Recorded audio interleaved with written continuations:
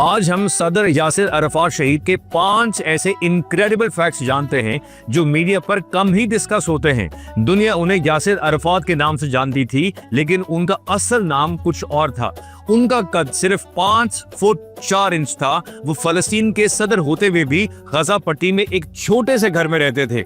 उनके लिबास से ये गुमान होता था कि वो शायद मिलिट्री लीडर हैं, लेकिन ऐसा नहीं था। उनके पास सिविल इंजीनियरिंग की डिग्री थी। आजादी फलस्तीन की कसम खाने वाले यासिर अरफात ने तहैया किया था कि वो कभी भी शादी नहीं करेंगे और अपनी सारी एनर्जी मिशन पर लगाएंगे। लेकिन अपनी वफात से चंद बरस कबल उन्हें एक क्रिश्चियन लड़की से प्यार हो गया। शादी के वक्त दुल्हा की उम्र 61 ईयर्स जबकि दुल्हन 27 की थी। एक ही बेटी पैदा हुई जिसका नाम जावा अरफात है। उनकी वफात तो हॉस्पिटल के बेड पर हुई, लेकिन उनकी बेवा का कहना है कि उन्हें जहर दिया गया था, जिसकी तस्दीक स्विट्जरलैंड के फोरेंसिक एक्सपर्ट ने भी की थी। यही वजह है कि आज यासिर अरफात की कब्र के कतबे पर नाम के आगे शहीद लिखा हुआ है।